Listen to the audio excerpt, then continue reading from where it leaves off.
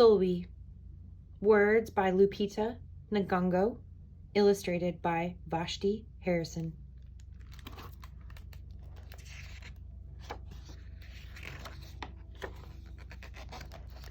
For Sakai, the newest star in our sky. For Lupita. Sulwe was born the color of midnight. She looked nothing like her family, not even a little, not even at all. Mama was the color of dawn. Baba was the color of dusk. And Mitch, her sister, was the color of high noon. Hardly anyone at school looked like Sulwe either. People gave her sister Mitch pet names like Sunshine and Ray and Beauty. People gave Sulwe names like Blackie and Darky and Night. Sulwe felt very hurt every time. So she hid away while her sister made lots of friends. Sulwe dreamed of being the same color as her sister. She wanted real friends too. So she got the biggest eraser she could find and tried to rub off a layer or two of her darkness. Ouch, that hurt. She crept into Mama's room and she helped herself to her makeup. Oh no, she would hear about this from Mama. Sulwe decided to work from the inside out and ate only the lightest, brightest foods. With a stomach ache, she went to bed early and turned to God for a miracle. Dear Lord, why do I look like midnight when my mother looks like dawn? Please make me as fair as the parents I'm from. I want to be beautiful, not just to pretend. I want to have daylight. I want to have friends. If you hear me, my Lord, and you would like to comply, may I wake up as bright as the sun in the sky. Amen. When Mama came in to wake for her school the next morning, Sulwe rose to find not a trace of daylight in her midnight skin. Sulwe told Mama everything. Mama asked, "What is your name?" "Sulwe," she muttered. "And what does it mean?" "Star," Sulwe whispered. Brightness is not in your skin, my love. Brightness is just who you are. As for beauty, Mama said, rubbing Sulwe's stomach, the way she always did to comfort her, you are beautiful. Sulwe sighed. Well, you are beautiful to me, but you can't rely on what you look like to make you feel beautiful, my sweet. Real beauty comes from your mind and your heart. It begins with how you see yourself, not how you see others. Now, up you get and out you go. How could she, as dark as she was, have brightness in her? How could she have beauty when no one but her mother seemed to see it? How could she be a star? That night, a shooting star appeared at Sulwe's window. The night sent me, the star said. Come with me. Sulwe hopped onto the star and off they went.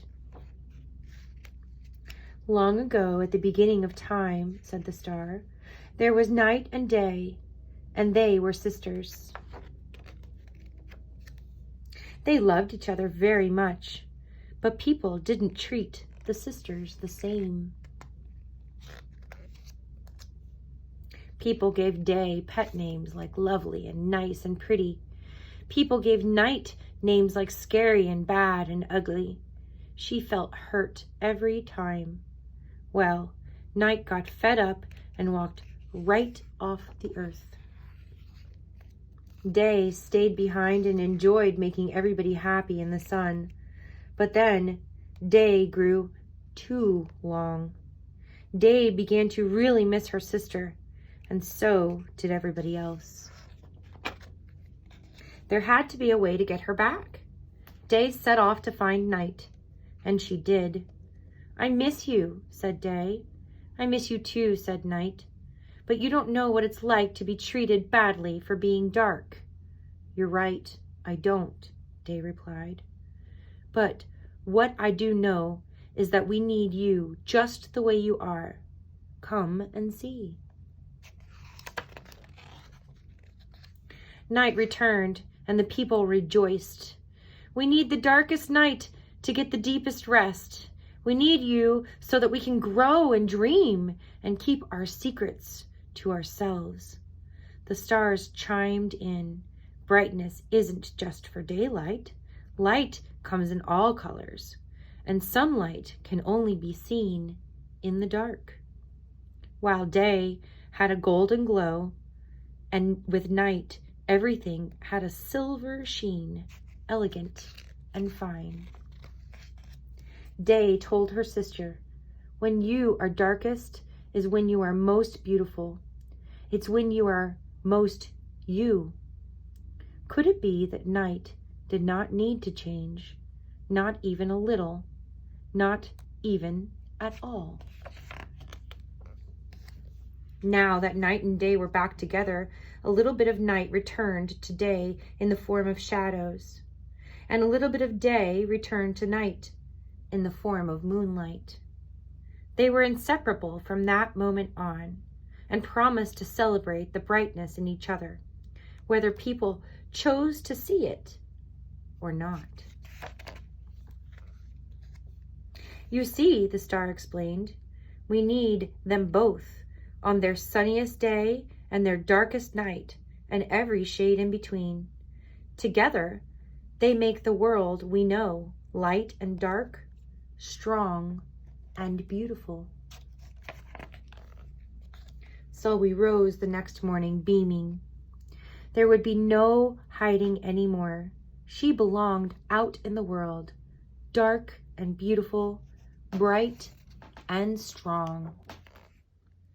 And if she ever needed a reminder of her brightness, she could look up at the sky on the darkest night to see for herself. Sulwe felt beautiful inside and out.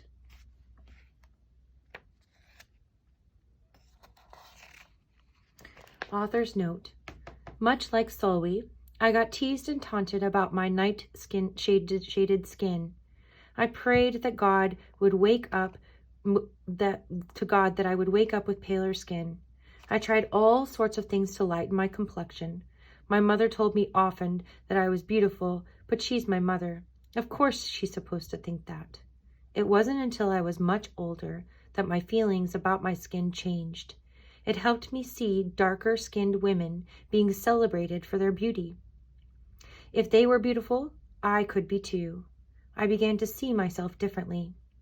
While both Sulwe and I had to learn to see our beauty, I hope that more and more children begin their lives knowing that they are beautiful, that they can look to the beauty in the world and know they are part of it. And yet, what is on the outside is only one part of being beautiful. Yes, it is important to feel good about yourself when you look in the mirror.